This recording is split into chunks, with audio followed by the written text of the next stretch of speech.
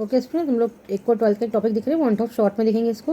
हम लोग यहाँ पे कॉलिगेटिव प्रॉपर्टी के लिए जो होते हैं इलेक्ट्रोलाइट और नॉन इलेक्ट्रोलाइट के लिए एक हम लोग वांट ऑफ फैक्टर निकालते हैं। ठीक है, एक्चुअल में क्या होता है, वांट ऑफ फैक्टर जो हमारे पास में चारों कॉलिगेटिव प्रॉपर्टी के लिए निकाला जाता है, इसको हम लोग आई से रिप्रेजेंट करते हैं।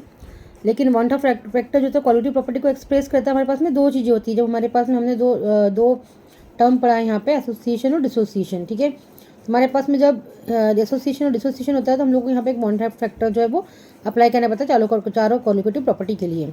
ठीक है, हमने यहाँ पे क्या बोला कि on comparing the colligative property of electrolyte and non electrolyte it is observe that, हमने ऑब्जर्व किया कि osmotic pressure, depression, freezing point और एलिवेशन ऑफ बॉइलिंग पॉइंट और जितने भी हमारे for electrolyte is greater than that of the non electrolyte से जो ग्रेटर, इसमें किसमें ग्रेटर होता है हमारे पास में, इलेक्ट्रोलाइट में। तो वांट ऑफ ने एक्सप्रेस किया quality properties of both type, जितनी टाइप्स की हमारे पास प्रॉपर्टीज सब्सटेंस के लिए, उसके लिए हम लोग क्या करें, यहाँ पे वांट ऑफ फैक्टर को निकालेंगे।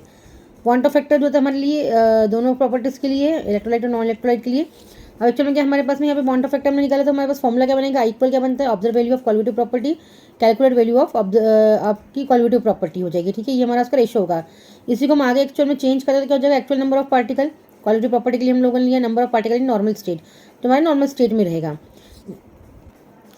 नेक्स्ट को यदि आप कन्वर्ट करेंगे उसी को फॉर्मूले को, तो number of particle after association और डिसोसिएशन और number of particle in normal state, मतलब आपके जितने नॉर्मल स्टेट में जो पार्टिकल है वो देखिए आप पहले, और आपका डिसोसिएशन हो रहा है या एसोसिएशन आपको वो देखना है। तो हम लोग यहाँ तक इसके थ्रू निकालेंगे, इसको आई के थ्रू निकालेंगे।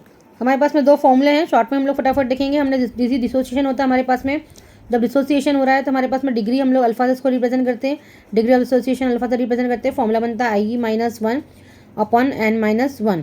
हमारे पास आई यहाँ पे वांट ऑफ फैक्टर है और एन हमारे पास में नंबर ऑफ आयन जो है प्रोड्यूस हो रहे हैं वो हमारे पास लगाएंगे। इनका रेशो निकालेंगे तो हमारा क्या निकलेगा, डिग्री ऑफ डिसोसिएशन निकलेगा। सेकंड हमारे पास में एसोसिएशन की यदि हम लोग बात करें तो यहाँ पे फॉर्मूला हमको चेंज करना पड़ेगा। यदि एसोसिएशन हो रहा है यहाँ पे तो अल्फा जो डिग्री हमारे पास है यहाँ पे, डिग्री ऑफ एसोसिएशन इसको रिप्रेजेंट करेगा। फॉर्मूला बनेगा हमारा 1 - I अपॉन 1 - 1 अपॉन n। अब n हमारे पास में यहाँ पे जो है मॉलिक्यूल हमारे पास में, हमने यहाँ पे क्या देखा था कि जो है प्रोड्यूस हो रहा था, यहाँ पे हमारे पास में जो कंबाइन हो गया मॉलिक्यूल इकट्ठा हो गया हमारे पास में, वो हमारे पास में क्या करेगा, यहाँ से आयन से उसको हम लोग रिप्रेजेंट करेंगे। हमारे पास में तीन कंडीशन यहाँ पे लगती है। जब डिसोसिएशन होता है तो हमारे पास में आई जो है यहाँ पे बड़ा होता है और 1 से कैसा होता है वो, यहाँ पर n कैसा होता है हमारे पास में लेस देन होता है। तो हमारे पास में इसका एक जो हमने तीन यहाँ पे कैटेगरी अप्लाई की डिसोसिएशन के लिए, ये हमारे पास में एसोसिएशन के लिए हो जाएगा।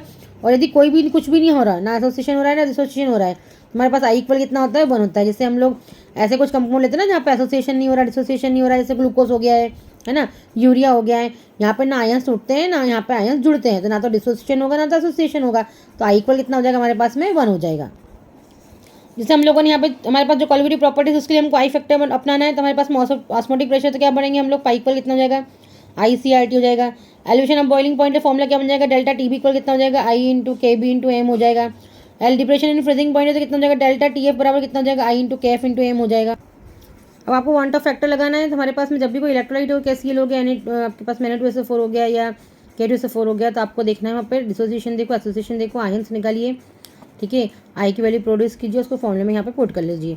यदि हमारे पास में ग्लूकोज या एसिड कंपाउंड डिसोसिएट नहीं होते हैं तो हमारे पास सिंपल सा कॉन्सेप्ट है कि आई इक्वल 1 होगा, 1 होगा तो 1 का मल्टीप्लाई यदि आप किसी भी फॉर्मूले में करेंगे, जैसे अभी हम लोगों ने वहाँ पे डेल्टा TF बराबर करा है, हमारे पास फॉर्मूला कितना होता है, KF × कितना होता है, M होता है। ठीक है, यदि हम इसमें यहाँ पे आई फैक्टर को अप्लाई करें तो कितना हो जाएगा, I × कितना हो जाएगा, KF × कितना हो जाएगा, M हो जाएगा। अब यदि हमारे पास में नॉन इलेक्ट्रोलाइट है, मतलब आई है, मतलब आई इक्वल कितना हो जाएगा, हमारे पास 1 आ जाएगा। क्यों, नॉन इलेक्ट्रोलाइट है मतलब क्या होगा, जैसे आपके पास यूरिया हो गया, शुगर हो गया, या हमारे पास में जो है वो ऐसा कंपाउंड है जो डिसोसिएट नहीं हो रहा, तो हम सीधे आई की जगह क्या रखेंगे, वो रखेंगे और यहाँ से फॉर्मूले को क्या करके पुट करके वैल्यू निकाल लेंगे। यदि हमारे पास में वैल्यूज ऐसी आती हैं डिसोसिएशन या एसोसिएशन होता है तो फिर हम लोग क्या करेंगे, यहाँ पे उसके फॉर्मूले अप्लाई कर देंगे। ठीक है, ओके।